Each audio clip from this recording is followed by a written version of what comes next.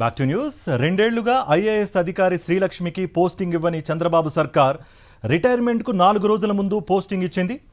CS అర్హత జాబితాలో ఉన్న అధికారిని అవమానించింది. అధికారంలోకి వచ్చినప్పటి నుంచి శ్రీలక్ష్మిని వెయిటింగ్లో పెట్టింది చంద్రబాబు సర్కార్.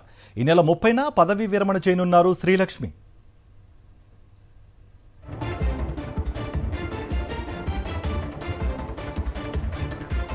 ఇదాంశానికి సంబంధించి మరింత సమాచారం మా ఇన్పుట్ ఎడిటర్ సతీష్ అందిస్తారు. వివరాలు సతీష్.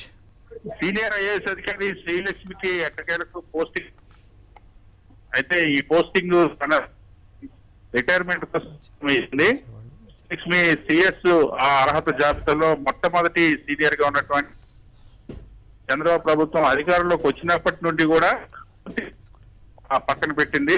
2 సంవత్సరాల నుండి ఏ శాఖలో కూడా పోస్టింగ్ సెక్రటరీ స్థాయి హోదా ఉన్నటువంటి అధికారిని కేవలం రాజకీయ ద్వేషంతో ఆపాదిస్తూ శ్రీలక్ష్మి లాంటి సీనియర్ ఐఏఎస్ అధికారిని ఒక వైఎస్ఆర్ ప్రభుత్వంలో మున్సిపల్ అడ్మినిస్ట్రేషన్ డిపార్ట్మెంట్ లో పనిచేశారు రక్షగారికి రాష్ట్ర ప్రభుత్వం అయితే ఈ రోజు పోస్టింగ్ ఇచ్చింది. జిఏడిలో పోస్టింగ్ ఇచ్చింది. అది కూడా కేవలం ఈ నెల 30న రిటైర్ అవుతున్నటువంటి నేపథ్యంలో రిటైర్మెంట్ కోసం ఇచ్చినటువంటి పోస్టింగ్. ఒక సీనియర్ మహిళా ఐఏఎస్ అధికారి, ఆంధ్రప్రదేశ్ రాష్ట్రంలోనే అత్యంత సీనియర్ ఐఏఎస్ అధికారి, ఇప్పుడు ఉన్నటువంటి సర్వీస్ ఉన్నటువంటి అధికారుల్లో మరీ ముఖ్యంగా చీఫ్ సెక్రటరీగా మొత్తం ఉన్నప్పటికీ చీఫ్ సెక్రటరీకి ఎలాగో అవకాశం లేదు. కనీసం సెక్రటరీగా కూడా 2 సంవత్సరాల పాటు ఇప్పుడు కేవలం రిటైర్మెంట్ దశలో ఒక 3 రోజుల పాటు పోస్టింగ్ ఇవ్వడం ఐఏఎస్ వర్గాల్లో తీవ్ర చర్చనీయాంశంగా మారింది.